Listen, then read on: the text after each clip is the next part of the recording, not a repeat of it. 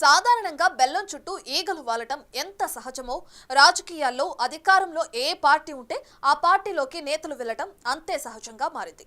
అయితే అధికారంలో ఉన్నప్పుడు ప్రతిపక్ష పార్టీలపై don't fight the fire, if you fight the fire, fire fights you, I am the fire అని చెలరేగిన వైసీపీ నేతల నోళ్లు ఇప్పుడు మూతపడ్డాయి. ఈ క్రమంలోనే బాపట్ల జిల్లా చీరాలకు చెందిన ఓ మహిళా నేత జగన్ కు షాక్ ఇస్తూ పార్టీకి పదవికి రాజీనామా చేసింది. మరి ఇన్నాళ్లు కారాలు మిరియాలు నూరిన ఆ నేత భవిష్యత్ ఏంటా అని సర్వత్రా చర్చ జరుగుతోంది.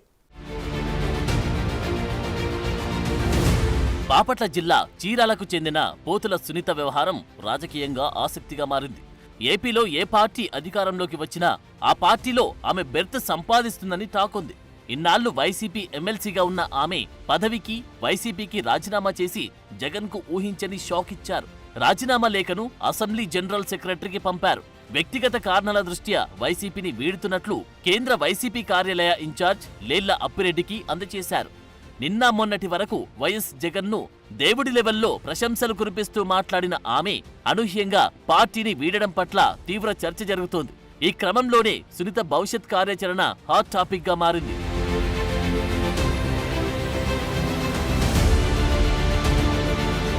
వాస్తవానికి ఆమె రాజకీయ ప్రస్థానం మొదలుపెట్టింది టీడీపీ నుంచే.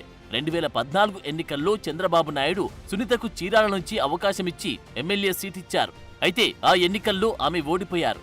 అక్కడ నవోదయ పార్టీ నుంచి ఎమ్మెల్యేగా గెలిచిన ఆమంచి కృష్ణమోహన్ టీడీపీలోకి వచ్చారు.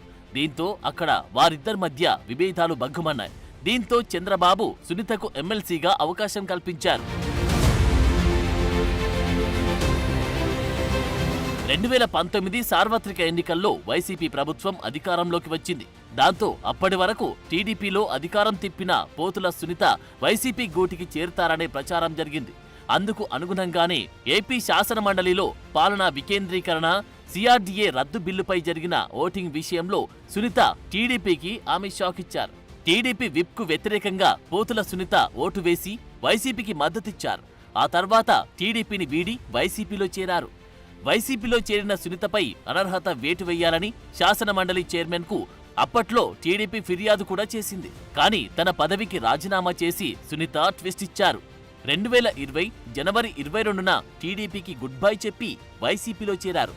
జగన్ ఆమెకు మళ్లీ ఎమ్మెల్సీగా అవకాశమిచ్చారు. 2019 తర్వాత టీడీపీ ఎమ్మెల్యేగా ఉన్న కరణం బలరాం వైసీపీలో చేరడంతో చీరాల నియోజకవర్గంలో 3 ముక్కలాటగా పంచాయతీ మారింది. మాజీ ఎమ్మెల్యే ఆమంచి కృష్ణమోహన్ పచ్చూరు వైసీపీ ఇన్ఛార్జిగా నియమించగా పోతుల సునీతకు ఎమ్మెల్సీగా కల్పించారు. దీంతో ఆమె మూడోసారి ఎమ్మెల్సీగా కొనసాగుతున్న క్రమంలో 2024 సార్వత్రిక ఎన్నికల్లో ఏపీలో కూటమి ప్రభుత్వం అధికారంలోకి వచ్చింది.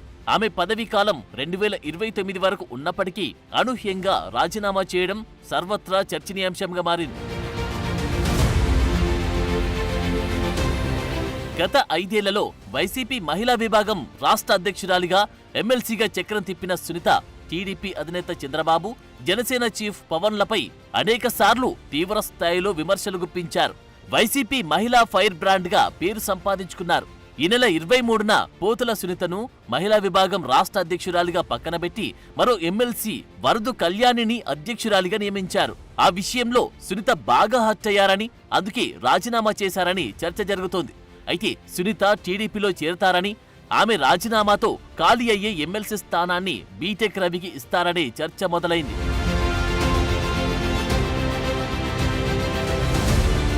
మరోవైపు పోతుల సునీత ఎపిసోడ్ టీడీపీలో పెద్ద చర్చకు దారితీస్తోంది. ఆమెను పార్టీలోకి తీసుకురావడంపై అభ్యంతరాలు వ్యక్తమవుతున్నాయి.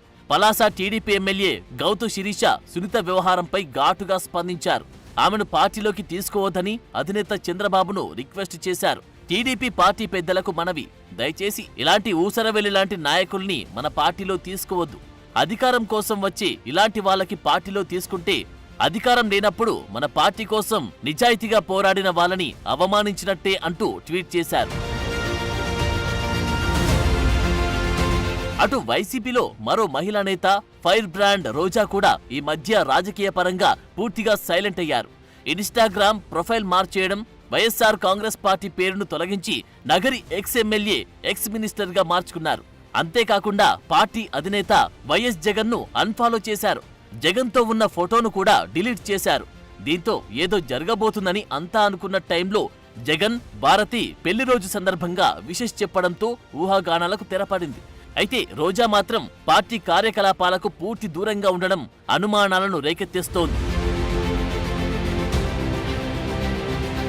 గత 5 ఏళ్లలో నోటికి వచ్చినట్టు ఇష్టారాజ్యంగా విమర్శలు చేసి ఇప్పుడు నైతిక విలువ లేకుండా ఎలా పార్టీలోకి వస్తారని టీడీపీ శ్రేణులు సైతం విమర్శలు చేస్తున్నారు.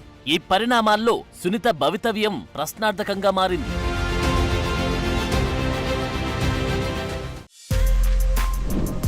For more videos like this, subscribe Big TV channel.